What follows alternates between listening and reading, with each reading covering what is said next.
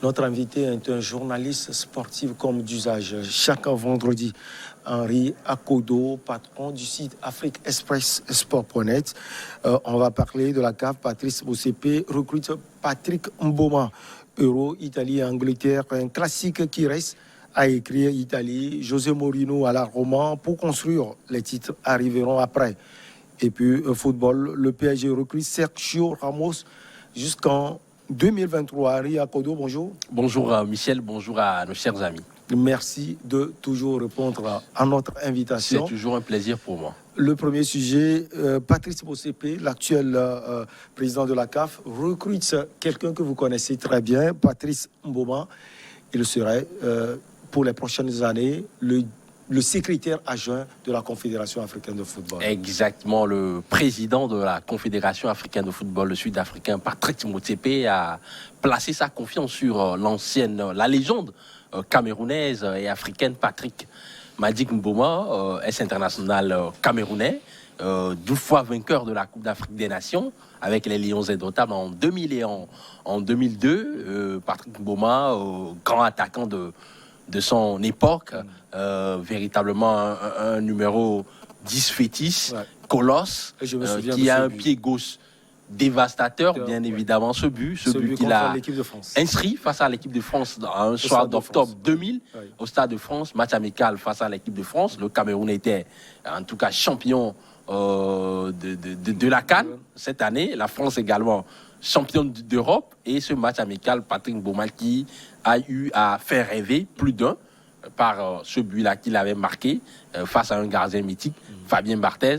C'est une légende, c'est une grande star qui a brillé véritablement sur l'échiquier national au niveau du Cameroun, mais également sur l'échiquier continental. Depuis quelques années, après sa retraite internationale, il a viré comme véritablement, il s'est reconverti en tant qu'agent sportif, mais également en tant que consultant pour les grandes chaînes de télévision françaises, notamment Canal+ et RMC.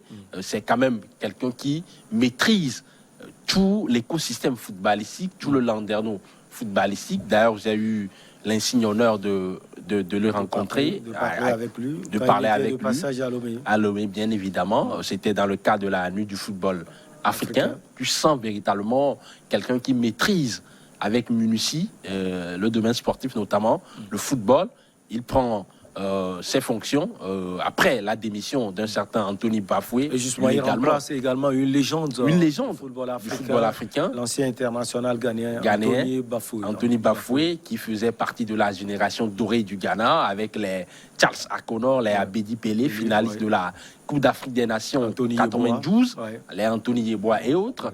Anthony Bafoué qui a battu un travail exceptionnel en tant que secrétaire général adjoint de l'institution depuis quelques années. Eh bien, il a démissionné et le nouveau président a porté sa confiance sur Patrick Mboma, qui aura en charge le secrétariat général adjoint.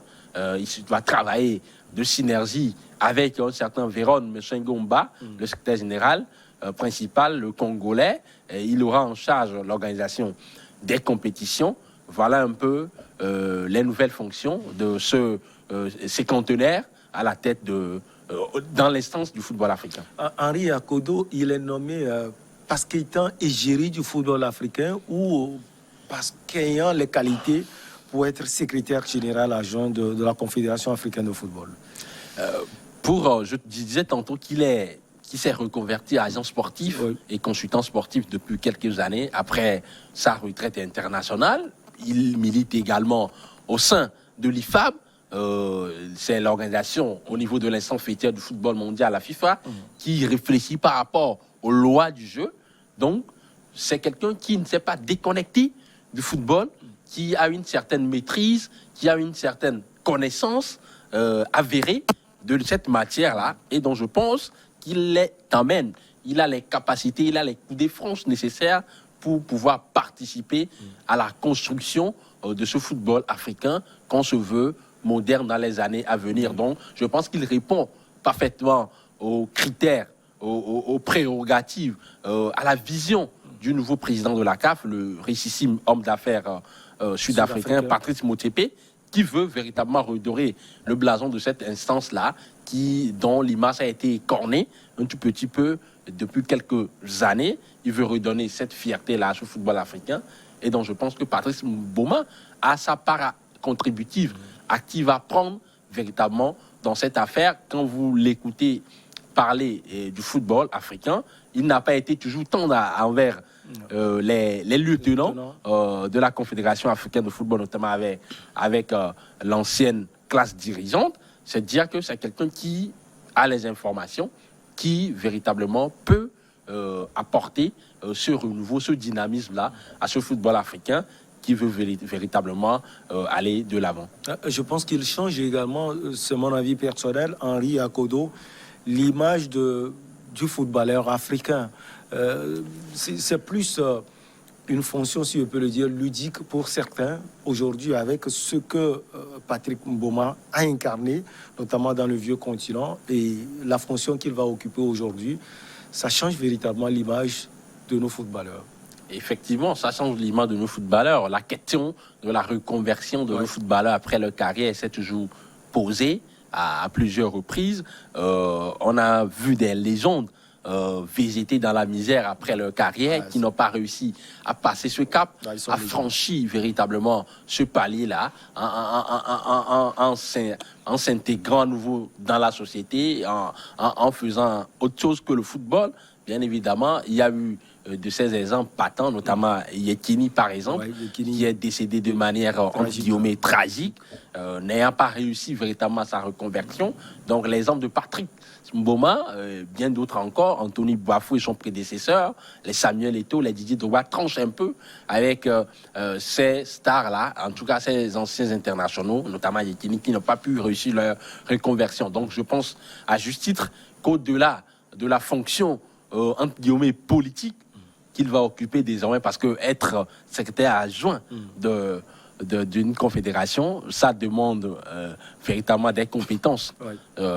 C'est de la politique entre guillemets, parce que vous êtes appelé à pouvoir diriger 54 fédérations, à avoir un rapport amical entre guillemets avec vos confédérations sœurs et l'instance fêtière. Donc à ce niveau, je pense que l'exemple de Patrice Mboma peut inspirer encore d'autres. Il est aujourd'hui un repère, un modèle, et il n'aura pas droit à l'erreur dans ses nouvelles fonctions. On va également parler de l'Euro, Italie, Angleterre, un classique qui reste à écrire. C'est une surprise, hein, même si ce sont deux grandes nations de football, tant mondial qu'européen. L'Italie a surpris parce qu'on connaît la Grey Azzurri qui avait des soucis, mais qui est revenu en puissance avec Roberto Mancini. Et les Trilanons également qui sont qualifiés pour la finale. En quoi, Henri Akodo, cette rencontre est un classique? Cette rencontre est un classique puisqu'elle va opposer deux grosses nations du football européen, même si à ce niveau, quand on regarde un peu le palmarès de ces deux nations sur le plan de cette compétition, il n'y a pas grand-chose à signaler. L'Italie, championne d'Europe en 1968 et plus rien, même s'ils ont fait deux autres finales, notamment en 2000 perdu face à l'équipe de France à Amsterdam, et en 2012 perdu face à l'Espagne 4-1. L'Angleterre, bien évidemment, qui ne s'est jamais qualifiée pour une finale de l'Euro. Seule grande compétition gagnée par l'Angleterre, la Coupe du Monde en 1966, est bien évidemment organisée à la maison. Au-delà de cette, ans plus tard. Bien évidemment, au-delà de cette carence au niveau des titres dans cette compétition, c'est quand même deux grandes nations de football. L'Angleterre, c'est la nation qui a vu naître véritablement cette discipline assez passionnante. Vous avez un championnat très compétitif, le meilleur championnat du monde, la Première Ligue. L'Italie également, c'est quand même une sélection qui a gagné 4 fois la Coupe du Monde. Donc vous comprenez véritablement que même si elle n'était pas attendue à ce niveau, ce n'est pas quand même une surprise de voir ces deux grandes nations en finale. Donc véritablement, il y aura une bataille âpre, ardue, entre ces deux grosses écuries du football européen qui vont essayer de vouloir remporter ce titre. Ce n'est pas Henri Akodo comme du beurre. de pouvoir arriver jusqu'à ce niveau. Cela veut dire que ces deux équipes ont leurs qualités. Lesquelles? Elles ont leurs qualités. Vous avez cette formation italienne qui a été sevrée de la Coupe du Monde 2018, ce qui a suscité le tollé de ces tifosi à l'époque. Et derrière, l'arrivée d'un certain Roberto Mancini qui a tout fait pour pouvoir redonner une nouvelle âme à cette équipe. Il a fait confiance à des jeunes joueurs. Et il a fait confiance véritablement également à certains anciens. Il a trouvé justement la misture, le message entre l'ancienne génération qui est incarnée par Leonardo Bonucci et Giorgio Chiellini et la nouvelle garde avec des jeunes joueurs très talentueux, notamment Spinazzola, même s'il ne sera pas là dans cette finale, des joueurs comme les Berardi, les Marco Verratti, les Ciro Immobile. Donc tout cela, mis ensemble, on a une équipe très compétitive sur le terrain, avec un jeu court, dans les petits espaces, dans les petits intervalles, de la détermination, de l'envie, avec cette capacité à pouvoir se projeter très vite vers l'avant, sur les transitions, parce que la qualité au milieu du terrain y est, avec ce trident. Nicolo Barella, le champion d'Italie avec l'Inter de Milan, Giorgino, le récent vainqueur de la Ligue des Champions avec Chelsea, mais également le petit hibou Verratti, qui font preuve de créativité dans l'enjeu sur le jeu court, mais également sur le jeu long. Maintenant, quand vous voyez un peu la série exceptionnelle de cette équipe, c'est quand même 34 matchs sans défaite. 34 matchs sans défaite. Il y a une série d'investibilité incroyable qui s'est installée depuis que Mancini a pris les rênes de cette formation. Et dans cette Coupe d'Europe, dès le départ, ils ont cartonné en match de poule. 3 matchs, 3 victoires.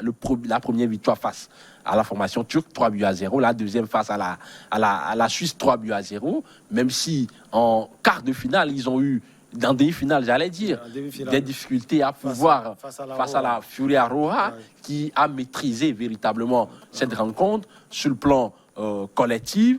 Mais derrière, les Italiens ont fait preuve de mental, ont fait preuve d'abnégation, de détermination, et ils se sont adaptés à leurs adversaires. Ils ont décroché au forceps, en tout cas au courage, cette qualification pour la finale. Cette équipe, elle a fière allure, elle joue très bien au football, ce qui tranche bien évidemment avec le football italien des années 80, avec ces grands architectes que sont les Marcello Lippi, bien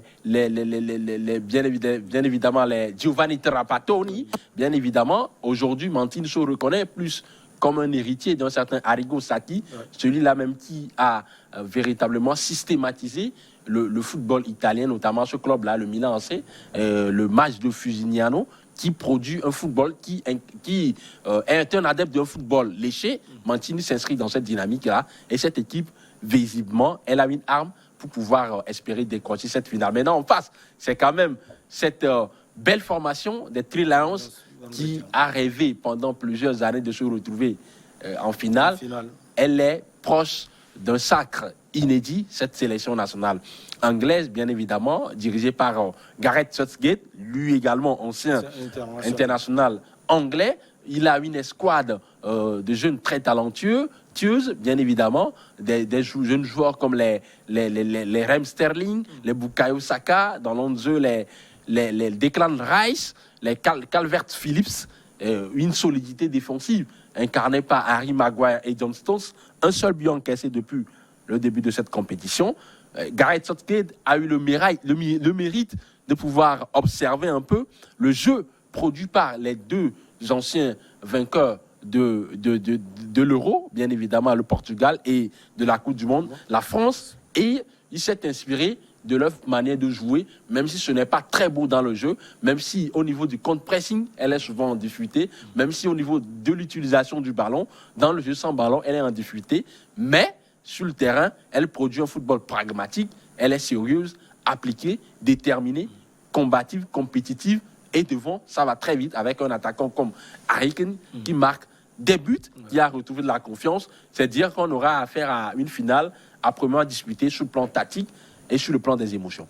Et ça, on a cette nouvelle même avant l'Euro, Mourinho à la Roma, pour construire Les titres viendront après. Sacré José Mourinho, il va entraîner le club de la Louve dans la ville éternelle à partir de la saison prochaine.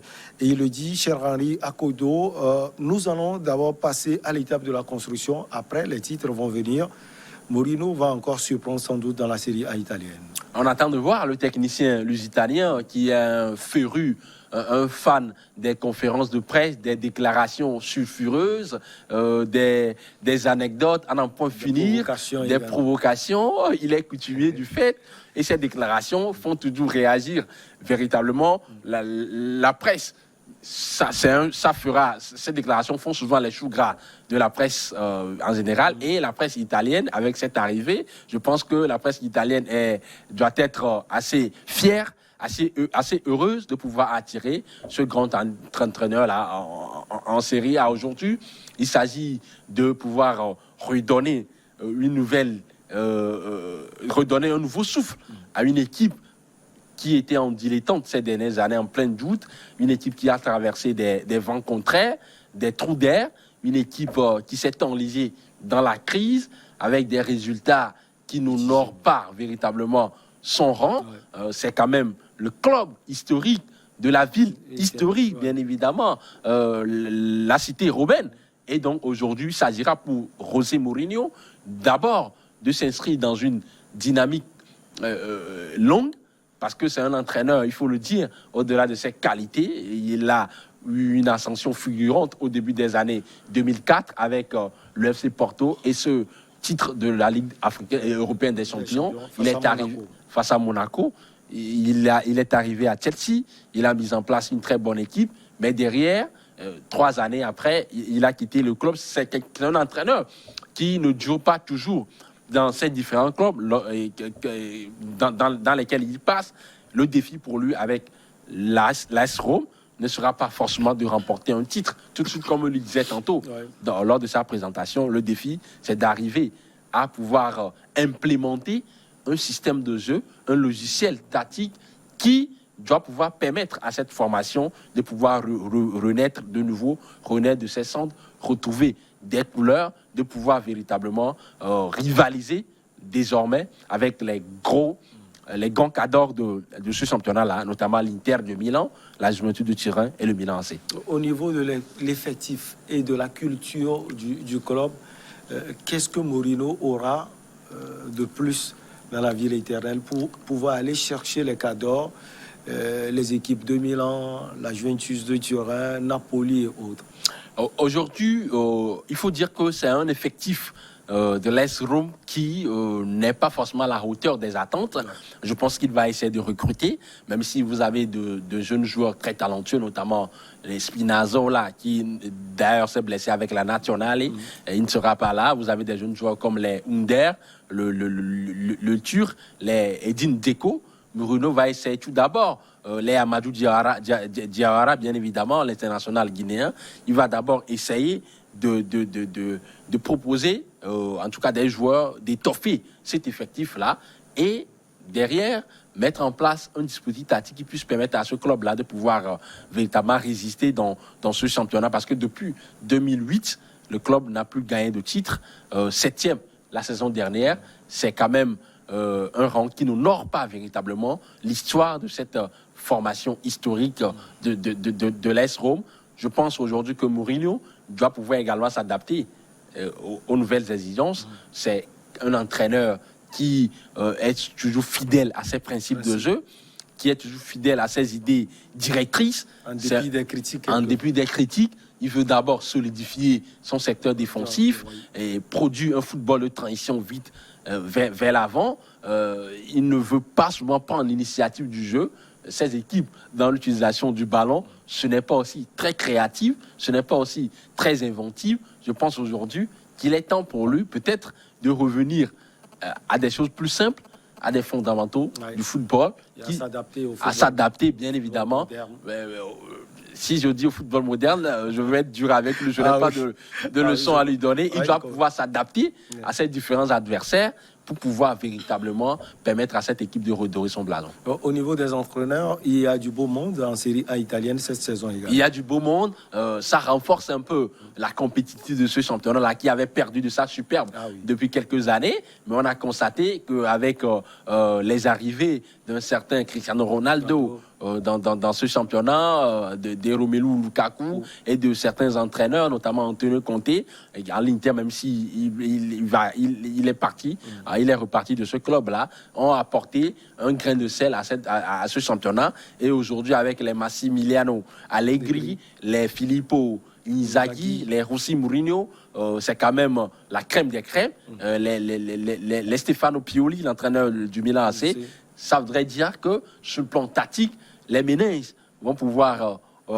travailler pour proposer un football plaisant, chatoyant, qui tranche un peu avec le jeu très dur, qui n'est pas souvent débridé des années 80 où on se contente seulement qu'à défendre. Allez, on va terminer avec l'Italie. Quelle peut être l'influence des résultats aujourd'hui de la Grille Azzurri, l'équipe nationale d'Italie, sur le championnat? Forcément, l'influence, elle ne peut qu'être positive. Vous avez cette sélection nationale qui est composée de pratiquement 85% de joueurs qui évoluent au niveau de la nation transalpine. Donc, c'est dire que si d'aventure la Grille Azzurri continue dans cette même dynamique, si elle remporte ce trophée, ces joueurs vont prendre une valeur marchande, vont encore prendre plus une valeur ajoutée sur le plan, en tout cas, de la notoriété. Et véritablement, ça va apporter une certaine qualité à ce championnat-là, qui est l'un des meilleurs de l'Europe. Allez, on va finir par le PSG qui recrute l'ancien capitaine du Real Madrid, Sergio Ramos, signé jusqu'en 2023 dans la capitale française. Comment vous avez vu ce transfert Henri Akodo? C'est une opération amplement réussie pour le PSG. Oui. Le PSG, en tout cas, si j'avais le contact du directeur sportif Leonardo, le Brésilien. Sur ça, vous allez l'applaudir. Bien évidemment, je vais l'appeler, je vais lui jeter des vagues de louanges, puisqu'il a bien vu. Il est allé choper, il est allé chipper, dégoter un joyau rutilant, même si certains penseront qu'aujourd'hui, il a pris de l'âge, il n'a plus ses jambes de 20 ans. Mais justement, ce joueur, il est comme du vin. Et à chaque fois que les années passent, il se bonifie et il peut encore être de manière intéressant pour cette équipe. Je pense que c'est l'une des meilleures recrues pour le PSG depuis l'avènement des Qataris, parce que Sergio Ramos, c'est quand même quelqu'un qui a l'un des meilleurs défenseurs de tous les temps, 4 fois vainqueur de la Ligue européenne des champions. Il a tout gagné. Une fois vainqueur de la Coupe du Monde avec la Fioruroa, l'Espagne, 2 fois vainqueur de l'Euro, 5 fois vainqueur de la Liga avec le Real Madrid. Il est bardé de titres, tout simplement. Ce joueur qui est un monstre sur le terrain. Physiquement, il est très fort. Techniquement, il est très bon. Il tire des pénaltys. Il a marqué 101 buts avec le Real Madrid. C'est ahurissant. Ce sont des statistiques affolantes et affolantes pour un défenseur, même si il a marqué également des tirs au but. C'est quelqu'un qui a marqué la plupart de ses buts sur des balles arrêtées, des coups francs. Je me souviens encore de cette égalisation face à cette formation de l'Atlético Madrid en 2014, dans les dernières minutes.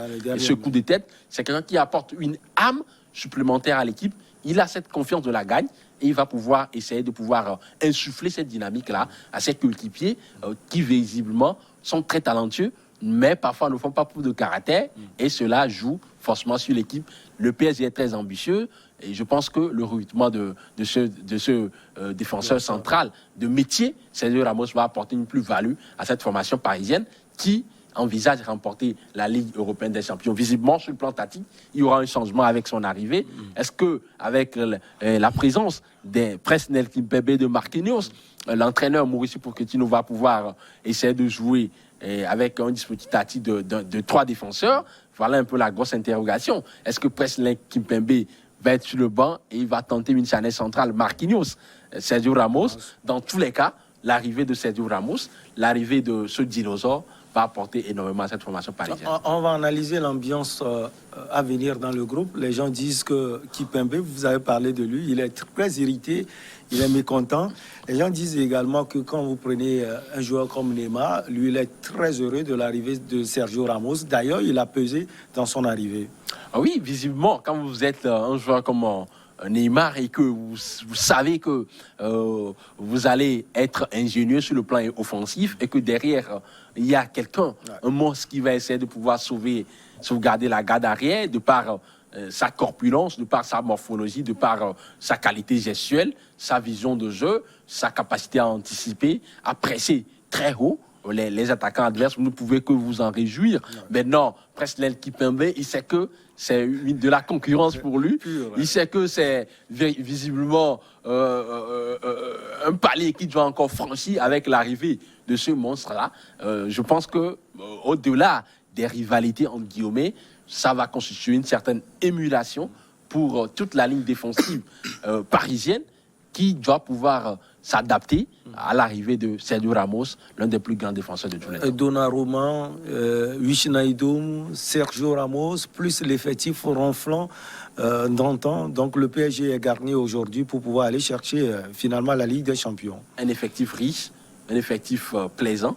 Une constellation de joueurs. Je n'oublie pas Achraf Hakimi également. Bien évidemment, Achraf Hakimi, qui est également un joueur extraordinaire. L'année dernière, il a contribué largement au cercle de l'Inter de Milan. Un latéral droit qui a un profil offensif intéressant, capable d'aller déclencher des centres. Il fait des va-et-vient, des allers-retours incessants. Il a ce volume de course nécessaire pour le latéral droit moderne. Bien évidemment, ce sont des recrues qui vont apporter à ce PSG l'addition aujourd'hui, l'équation aujourd'hui pour Mauricio Pochettino, c'est d'arriver à pouvoir mettre ces joueurs dans de très bonnes conditions afin qu'ils puissent véritablement apporter leur plus-value à cette équipe, afin qu'ils puissent se mettre au service du collectif, mettre en place un collectif solide au-delà de ces individualités. Merci beaucoup, cher ami Henri Akodo, et merci de toujours répondre à notre invitation. C'est moi, Michel. On va marquer juste une petite pause et on revient pour Regard Croisé.